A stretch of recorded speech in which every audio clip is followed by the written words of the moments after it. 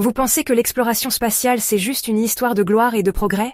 Vous pensez que chaque mission est une victoire pour l'humanité? Et si je vous disais que l'un des plus grands exploits spatiaux de l'histoire reposait sur un sacrifice tragique? Et si ce sacrifice était celui d'une petite chienne errante qui n'avait aucune chance? Voici l'histoire de Laika, le premier être vivant à orbiter autour de la Terre, envoyé dans un voyage sans retour. Le 3 novembre 1957, l'Union soviétique lançait Sputnik 2, marquant l'histoire de la course à l'espace, et brisant aussi beaucoup de cœurs. Attachée à l'intérieur de cette petite capsule métallique rudimentaire, se trouvait Laika, une chienne errante ramassée dans les rues de Moscou et transformée en pionnière spatiale malgré elle. Sa mission? Prouver que des êtres vivants pouvaient survivre au voyage brutal dans l'espace. Sauf que, attention spoiler, elle ne devait pas revenir. C'était l'époque du « on envoie et on voit ce qui se passe ». Et disons que l'éthique n'était pas vraiment la priorité.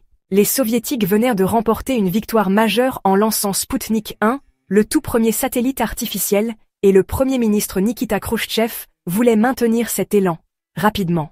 Donc, dans un effort follement précipité, les ingénieurs soviétiques ont bricolé Sputnik 2 en seulement 4 semaines, sachant parfaitement que le voyage de Laika était un aller simple. Enfin, pas de pression quoi. Laika, dont le nom signifie littéralement « aboyeuse » en russe, a été choisie pour sa petite taille, son naturel calme et ses compétences générales de survie de chienne des rues, parce que, apparemment, esquiver la circulation moscovite était considéré comme un excellent entraînement d'astronaute. Avec 2 autres chiens, Albina et Mouchka, elle a subi une préparation rigoureuse, notamment en étant enfermée dans de minuscules boîtes, soumises à des bruits assourdissants et mises dans des centrifugeuses comme dans une fête foraine.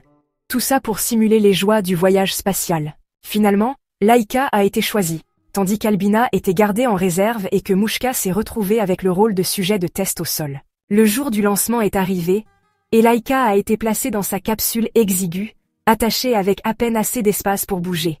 Les scientifiques soviétiques, qui s'étaient attachés à elle, savaient ce qui allait arriver, et ça les a pesés.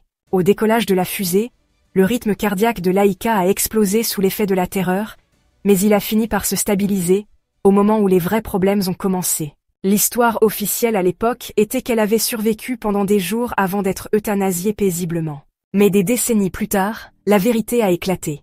Laika est morte en quelques heures, probablement de surchauffe. Le système de régulation de la température de la capsule n'avait pas été correctement testé. Choquant, je sais, et la pauvre chienne a succombé à la chaleur insupportable.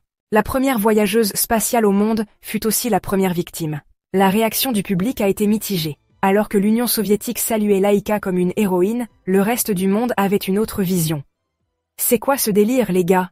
Les défenseurs des droits des animaux comme les scientifiques ont critiqué la mission pour sa cruauté, et le tollé a forcé les futurs programmes spatiaux à reconsidérer la façon dont ils traitaient leurs sujets de test. Quelques années plus tard, les soviétiques ont envoyé 2 autres chiens, Belka et Strelka, en orbite. Mais cette fois, ils sont revenus vivants, ce qui est le strict minimum, franchement.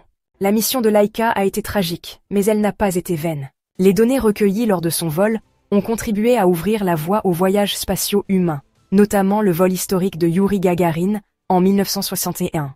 Aujourd'hui, on se souvient d'elle à travers des monuments, des livres et même des chansons, symbole à la fois du progrès scientifique et des dilemmes éthiques qui l'accompagnent. Son héritage nous rappelle le chemin parcouru et tout ce que nous avons dû apprendre en cours de route. Je vous laisse en discuter dans les commentaires. Le sacrifice de Laika était-il nécessaire à l'exploration spatiale, ou était-ce juste une perte insensée et inutile? Vous pouvez nous soutenir en vous abonnant si ce n'est pas déjà fait. Prenez soin de vous, prenez soin de vos proches, et je vous retrouve bientôt dans une autre vidéo.